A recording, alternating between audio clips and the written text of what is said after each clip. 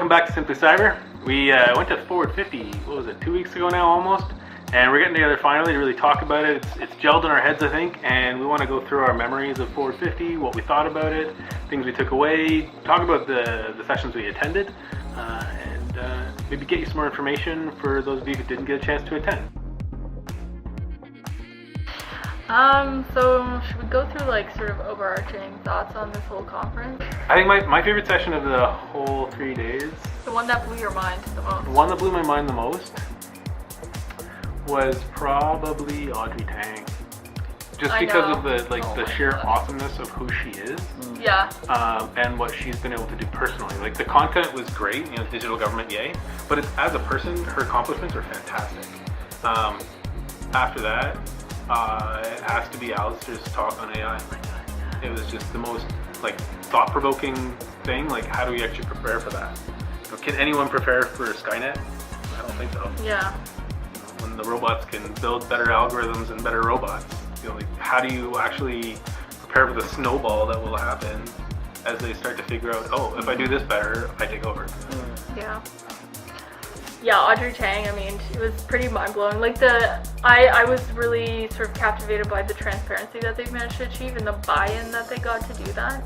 And that one comment she made about, if you have slow internet, I'm personally responsible for it. Wow. I agree with your comment about Alistair's presentation as well. I mean, I was just mind-blown. But I also enjoyed the discussion on the 5G network and sort of all the potential it has, and also how fast it's going to happen. Yep. I think Terry was talking about how they're testing it at their Washington headquarters, Yep. Washington DC. I don't know if it's headquarters, but it's an office. And how I think within the next 2 or 3 years, he said 5 years for sure it'll be at its fastest, but in the next 2 or 3 years we'll already see. Because he said it's already possible. It's literally our devices can't sustain it yet. Wow. Once the new sort of phones start coming out that are sort of compatible for running 5G, that's when we'll see the changes, right? So that's really soon. The thing that I'm sort of reflecting on back now with what you guys are saying is that I noticed the digital divide seems to be one of those topics that seems to be reoccurring with you guys, right? We're definitely affected if you have access to the technology, but if you're not even participating at all, and if you can't even access the technology, then, well, cybersecurity is not even an issue, but that just puts you at peril for everything else, for delivery of services, for just being able to participate in society. And that combined with lack of education as well.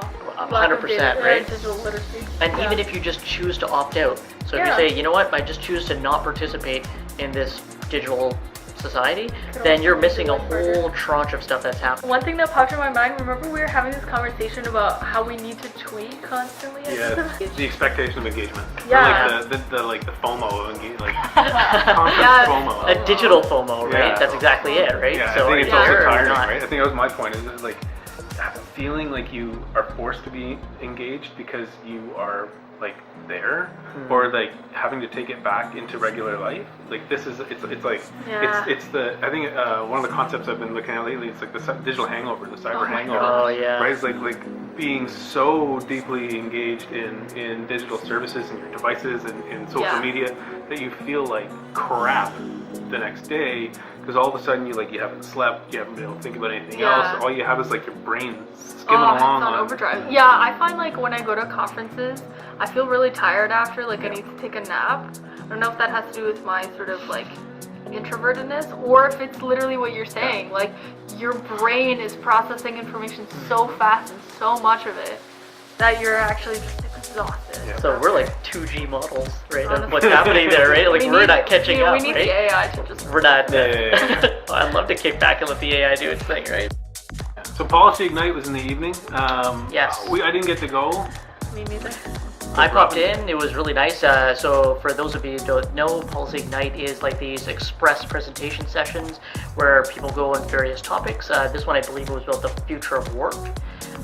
There was a lot of rapid-fire 5-minute presentations, but the one that seemed to stick out to me was one on lickable cities. And it was really interesting, and I don't know why, I think because the name was so provoking, but it was all about how some of the future of what we do and where we're going is multi-sensory. So close your eyes. What do you sense? What do you hear? What do you see? What do you smell? And then I think she walked us through an exercise, and then at the end of the day, it's like, okay, go over, touch the person beside you, right? It was really intimate. Really, There's an HR form for that. I think, yes, there is. Well, here what comes next. I think at the end, she's like, okay, now lick something. And so I think that's sort of where it ended. No. But it was all about, it gets you kind of thinking. So it got me thinking along those lines, even though it might not have been the train of thought of her presentation, as to what are we doing when we're looking at smart cities? And how would we interact with smart cities? And what will our future experience be like?